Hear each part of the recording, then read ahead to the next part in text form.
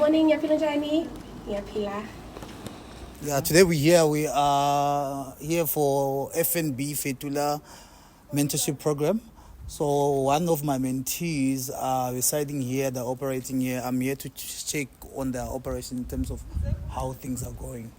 Let's go inside and check.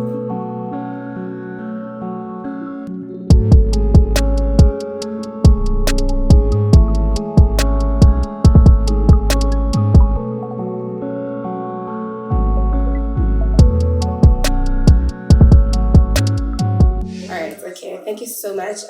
Greetings to the whole team. So, as I said, my name is Pumlile Kwanza, known as Pumi. They refer to me as Pumi. So, I'm the founder and director of the PSD Saint Perfumes, which is my brainchild that I started I launched the brand in 2019. However, though, I was still fully employed. So, by then it was a side hustle. So in 2019, let me just give you a brief background. So I come from a family business background.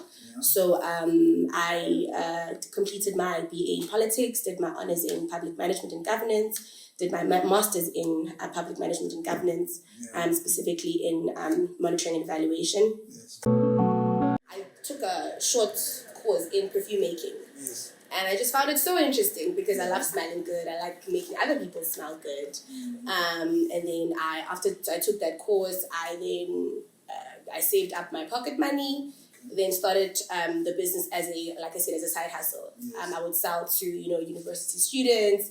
When I was on recess, I'd sell here back home to my family, my friends. Then after my master's, I got employed by a monitoring and evaluation firm in Joburg. Only worked there for 2 months. Shortly after that, I resigned, and that's when I joined the family company. So the family company specializes in ICT. So I was the project manager for the ICT projects nationwide. So we build towers, Wi-Fi towers. Yeah, so that's what the family company does. After that, then I started managing projects. We got a tender with the NYDA for 3 years. So I was doing a lot of entrepreneurship, business development with, entrepreneurs. And then I resigned with the family company in 2022. That's when I was fully employed prior to that, I got employed by the Grosser Michelle Trust. I was a South African project coordinator. Coordinating one of their programs called Women Creating Wealth, which is like an entrepreneurship program for African entrepreneurs. So I was working with African entrepreneurs in 6 different African countries. And then when I resigned there, 2022, this is when I joined PSD full-time as the director. And since then, I've just never looked back. And since 2022, I've managed to get 3 fundings. So my first funding was from the Mpumalanga Office of the Premier, which is here at home. So that's why I actually relocated from Joburg and I moved back here because they didn't allow me to sort of, inject a lot of cash in Joburg when the money came from here. And the Premier is only looking at assisting Mpumalanga people. Exactly. So I then relocated and I moved back here, back home. Do you think that was a good move for you to move in Mpumalanga? No. Honestly, no. I'm actually looking at moving. Maybe in the next year. I'm looking in the next year or 2. I will definitely move back to Joburg. Business is so much better there. Can I also? Sorry, can I take my jacket off? Yes. I'm feeling a bit hot now. The reason why I'm asking that question because I was also in the same predicament. Once. When I started my AR business consulting training institute, I was a tourist. Okay. I wanted to start there, and I did not see myself being back in Mpumalanga, moreover in Tulamahanshi in the township or in the villages. So, but one thing that I kept on realizing was my business can do better when I start in Mpumalanga than when I start in Joburg. But not to mean that I want to expand. So I'm coming to say, yes, you can see more growth in Joburg. 100%. But it will be good when you go to Joburg, you've already established yourself. You've already, your network is up to that level. Because when you're starting something in Joburg without capital, it becomes too, at least you can talk to that one and then they give you a space. That space is that money. there and then you speak to the chief knows your uncle, your mother. It's a bit easier to maneuver. It's a bit easier to maneuver. But once you got your foot on the ground, then you can go and climb to your center and whatever that you like, where you think you can flourish more. Right. Not to say when you came back, you started from the ground in Mpumalanga, then you must discourage people in Gauteng. Right. Yes, even myself, I can still see my AR in Pretoria East. But right now, it's going to be much easier because I've worked the ground for me to go and get another branch there, or even get that branch in Pretoria East being the main branch of it all. Right. Yes. Which makes sense, 100%. Because I was actually doing very well in Joburg. Yeah. That's where I started the business. But it was more like online. I had my online shop only. Okay. But rental space is extremely expensive that side. Very expensive. Yeah. That was one of the things I was struggling with. By then I was working from my flats. Yeah. So when I got the funding here in Mpumalanga, I was like, okay, good shot. Because I've grown up here, I've got my house this side. Yeah. It just made more sense to just relocate, move back this side. Yeah. And then that's when they started dispersing the fund. With the fund, then I was able to rent these premises. Yeah. So this is a distributor pickup shop. Yeah. But I'll get into that too. Because that's got to do with my business model. So I rented out the space then. I didn't want to go into town as yet because I wanted to first get the client base first. Yeah. Before I rushed into getting a shop in town or wherever, rental space. You said you got funded by the Mpumalanga three different organizations. One being Mpumalanga was the premier. The second one was SIDA. Well, now it's SIDFA. SIDA. Okay. Yeah. Third one is called the Tony Ilumelu Foundation. Tony? Ilumelu. Tony? Ilumelu. E-L-U-M-E. L-U, Ilumelu. Yeah, Foundation. Ilumelu Foundation. Yeah, TF in short. Okay. Yeah. This funding, was it something tangible? Yeah. Okay. When you say tangible, as in terms of... was it... I would say I got funded from National Lotto more than half a M. Okay. Yeah. Okay. All right. So let me just give you amounts to give you. Yes. So the first one I got funded 672,000. 672. Yeah. That is in Mpumalanga. That is in Mpumalanga, Office of the Premier. Yeah. SIDA, I got funded 230. Yes. That's actually where I bought the car, my first delivery vehicle. Okay. I was able to buy my first delivery vehicle with that. Okay. And then with the Tony Ilumelu Foundation, they gave me $5,000 because so $5,000 by the time it got in was 89,000. Let's say 90. Let's round it up. 90,000. Thank you so much. Morning, how are you? This is my husband, Coffee. Oh, my husband, how are you? It's good to support each other. No, he's a contractor. He's just, he's helping me. Yeah. It's good to support each other. Yeah. A lot. Thank you so much. So the last one. Remember you said it's how much? $5,000. It was $5,000. When we converted to South African rand, it's about 6,000. No, it was 90 at that time. 90. Yeah. 90. Okay, you can go on. Yeah. Okay. So sorry. I was telling you. So with the Mpumalanga Office of the Premier, okay, I got that amount. That's when I was able to then set up, the two spaces. Yeah. I was able to get my compliance documents in place, like associate with the relevant industry bodies. Get my GS1 annual license, which is used for barcoding. I was able to do my online shop. I was able to buy all my marketing material. I was able to start, exhibiting at really good, exhibitions. I've exhibited 3 times in Sandton at the Sandton Convention Center, which I was able to get a lot of business, from outside of Africa. So now I do business outside of South Africa. I recruit distributors to buy and resell my products. Yeah.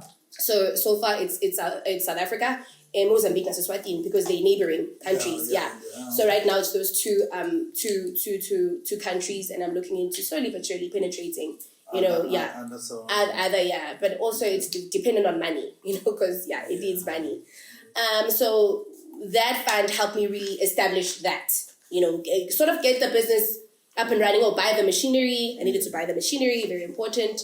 buy more raw materials, have a team, establish a proper team, like the sales team, for even when I do my exhibitions, people that I can, go around with. How many people do you have?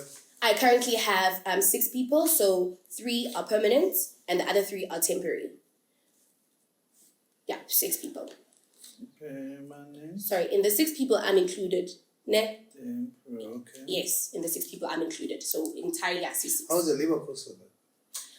It varies. Can I explain to you why? Because with the 3 temporary, for example, sometimes we do what we call brand activations. When we go to malls, and so we don't it depends month to month. Of course, our business works with seasonality. Your worst case scenario? Worst case scenario would be about 45K. Worst case scenario, 45. Okay. Yeah. So if your worst case scenario is 45K labor cost every month, what is your highest income? Highest earning? Yes. It would be 7.5. 7. Yeah, 7.5.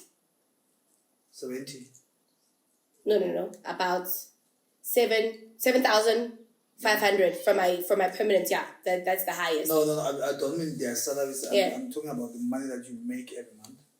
Oh, the money, the revenue that I make every month. Yes. Highest that I've made so far, ever since I started the business. Oof. Average. Let's say 130 a month.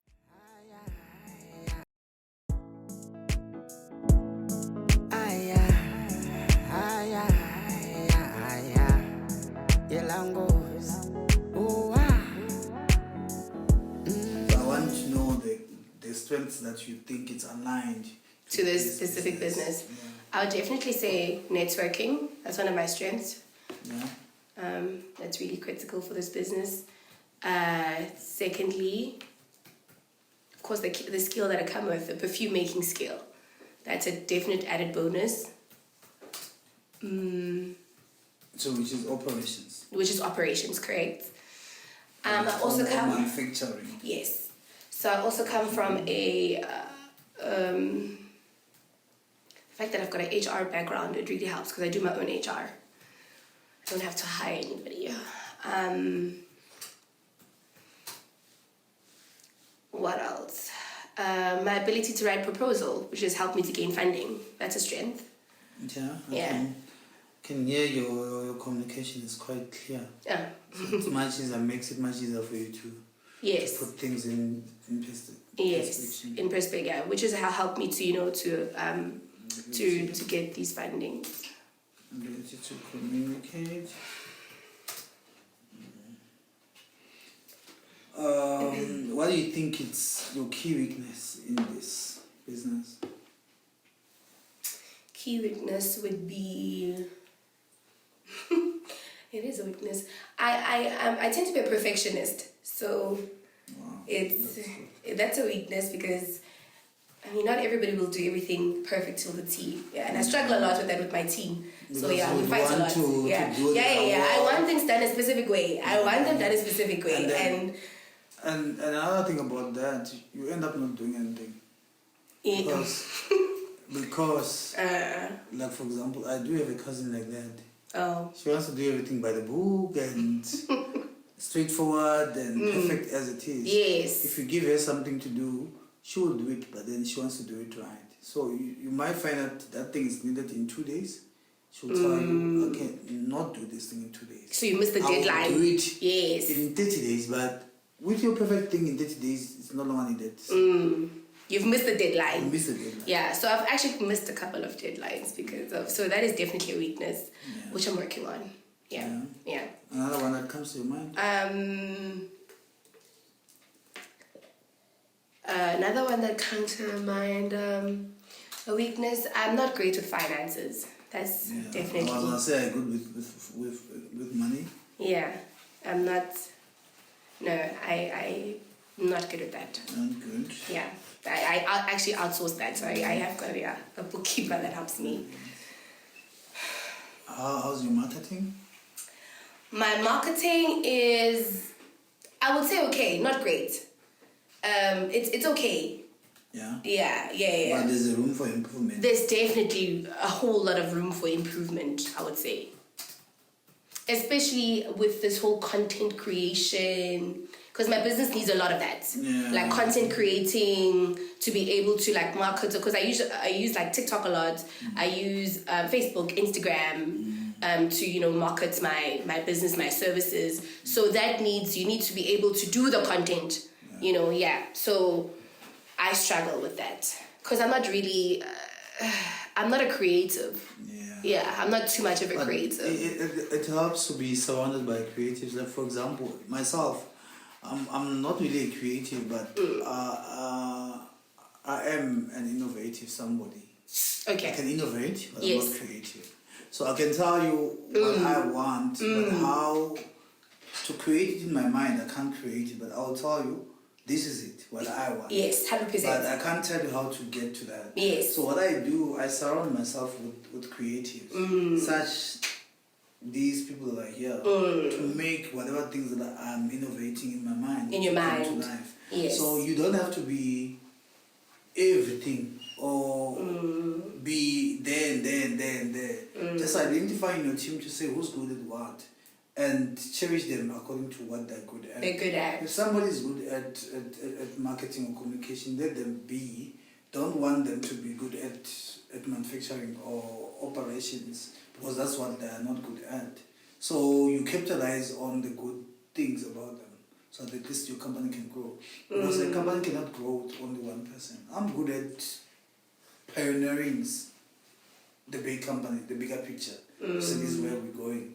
But I'm not good at executing a day-to-day job. Right. So if I need a logo, somebody has to execute it. I don't need to know which software it's needed for the logo to be on. But I need to know that somebody has paid for a logo and there's person B who's going to be doing the logo. Right. And then even those people, they don't need to know who wants the logo and where can they get the person to pay for a logo. They just need to. When the logo is there, then they do it. Right. Done. So it's just balance. Balance, yeah. I definitely would be able to align with what you're saying, because I'm an innovative person, but not so much of a creative person. Yeah. So just identify people that can assist. That can assist. Like I said, in my team, we have a training department. We have the marketing department. We have a business development department.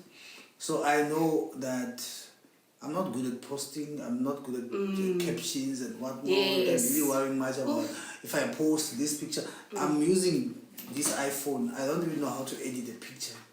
If I need to edit the picture, she needs to edit the picture for me and say this one is edited.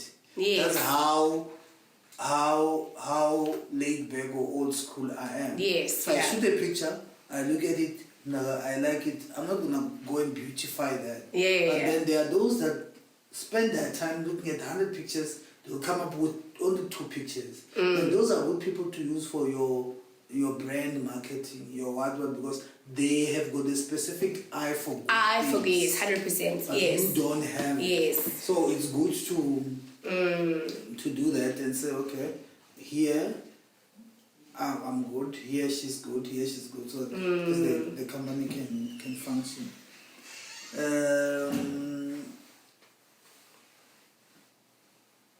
What is it that you consider to be the key market opportunities for growth for this business? Key market opportunities? Yes. Okay, so to my understanding, so like what new markets I could possibly tap into? Yes. I would definitely say the hospitality industry. Okay. Yeah, so like your guest houses, your lodges, hopefully one day hotels, because what I do now is I do... Another one who's not like me and you would ask perfumes and hospitality. Yes. What would you do? I want to see if you're not like them. So with how that two link, so we do electronic diffusers for you see those things in the lobbies that make the hotel or guest house smell good, because that's fragrance. Yes, so that's how it So that's what we do now as well. So I've got clients in the hospitality sector, but I feel that it's a sector that I can definitely electronic what? Electronic diffusers, they're called electronic diffusers. Yeah, diffusers. Diffusers in the hotels to make the lobbies. Lobbies, rooms, bathrooms. Yeah. Like bathrooms. Another market. Another market would definitely be. I don't know how to put this, but the distributors, the people that buy and resell for me, I want to tap into 2 new African countries, because I've already said that I have distributors in Eswatini and Mozambique. So right now I'm looking at expanding into, I've specified 2. I want to go into Tanzania and Ivory Coast, those 2. Tanzania and Ivory Coast. Ivory Coast, yeah. There's a market there for me.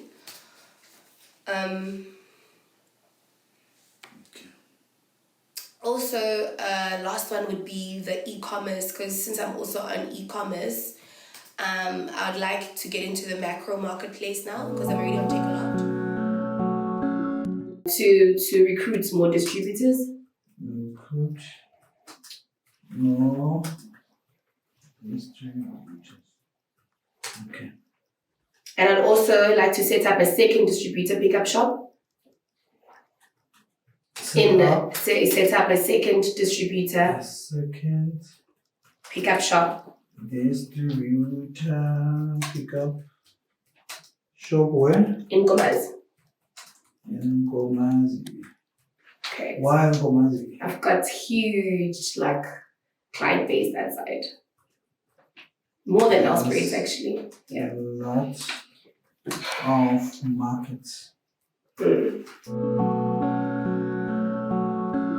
Yes, and then we've got a perfume filling machine. Let me take you through the process. So this is our raw materials, which has to ferment for at least 4 months. Raw materials that ferment. Yeah, it goes through a fermentation process. Fermentation process. 4 months.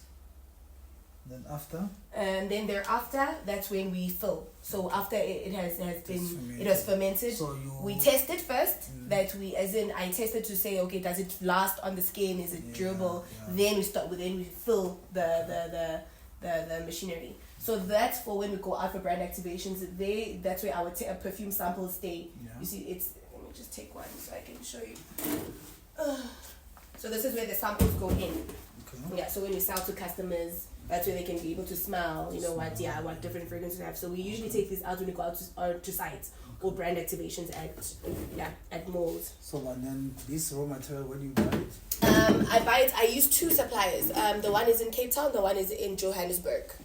Yes, currently. So you buy the raw material. Yes, I buy the raw material, and then I mix it. So it doesn't come like this. So we have to do the mixing ourselves. Mix it yourself. Yes. Mix it to prepare it so that you can fill. So I can fill these containers. Yes. Okay. So we have to buy the perfume. So why not also? Can you give a lot of material yourself? From scratch? No. So not at this. Yes, you can. Yeah. Let me not say no. You can't. Yes, you can. But I am at this stage. I'm not currently looking at doing that myself because it needs.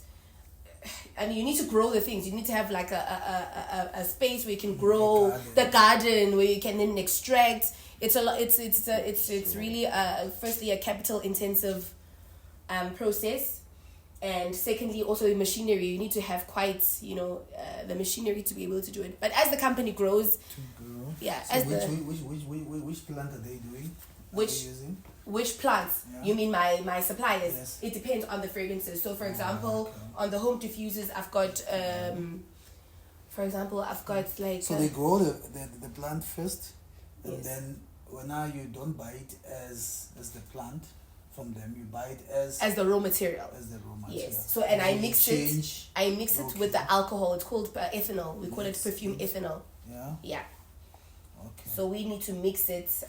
This is where we store our ethanol. Yeah, well, this is our perfume ethanol.